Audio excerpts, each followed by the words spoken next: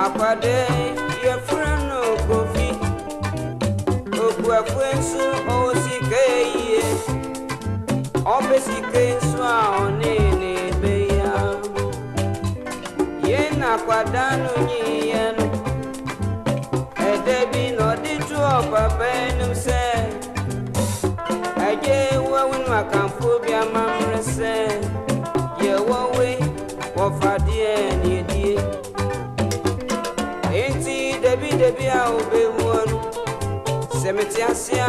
oja pade bedi be enti pape pe misi bransa na onu se uduma si fifrodu ejano so kachire obe se mi ba profie twen kakransa na maboa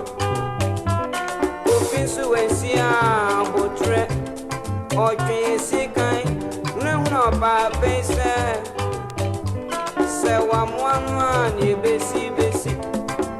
edano die ni besi emra omo kasa san ejanu so wo fa sibia obi enu se wo anu no di ade onu no bae be patanto kwanu odi kofi fie no jure no se one fie na die chia no pa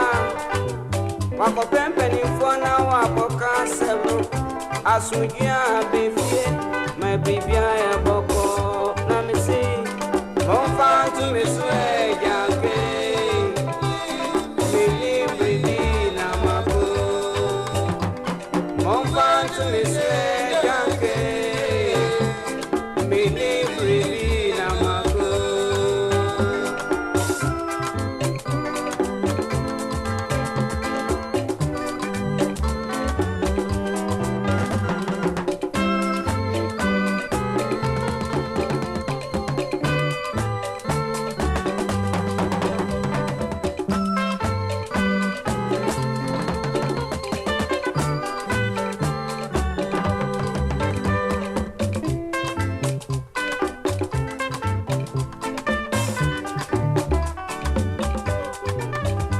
Wafasie ye friend kweku abro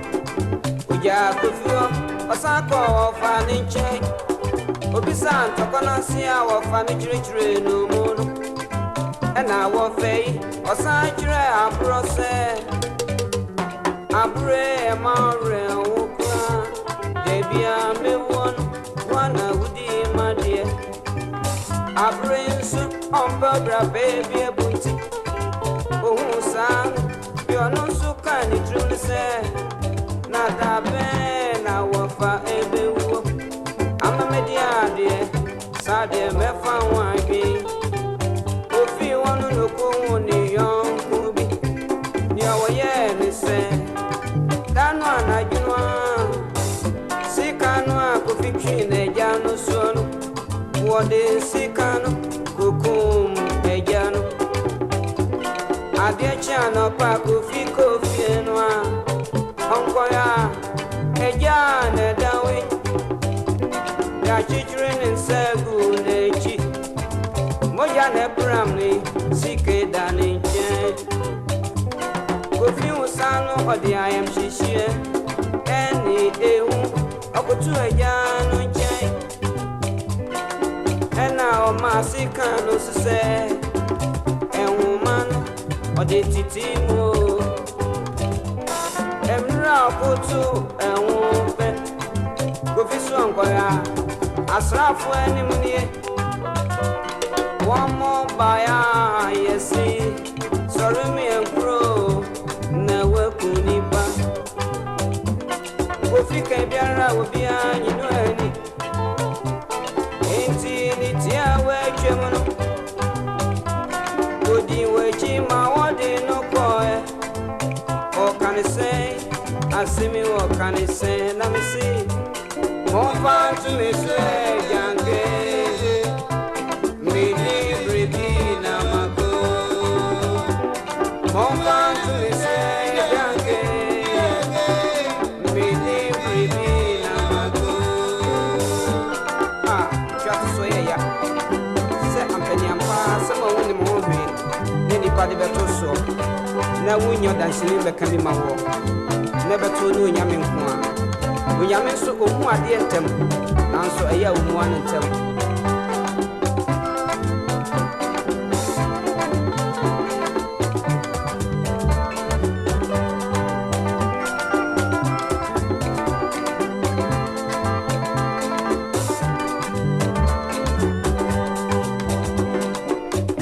to me swear yanke me libre na mago mon fan to me swear yanke me libre na mago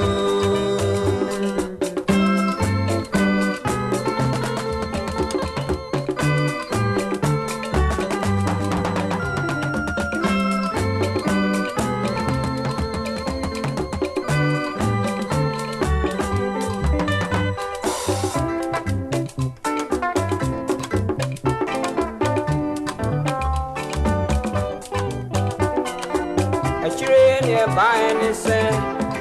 Eddie Coffee Cockot, when you come up pointy, yet the nail got to a fiancé, or better fiancé, Nipa Nina. Oh, Papa, we are no so near by any say, you are passing our bro, no dinner, dear. Go feel emerald for a fiancé, I reward you doing Anchibia no buya. Oh, we are no answer no parry dead nearby and say Adam for no one. You are passing a cocoon, Mediano, about passing Shannon, when is soon tea. Oh, go ye are some no, oh, ye no one to my bro down. Sabrin suna bribiara kechire inti ejano momfanya suasem muti asia bebribija oba ansa na wewu asani yakano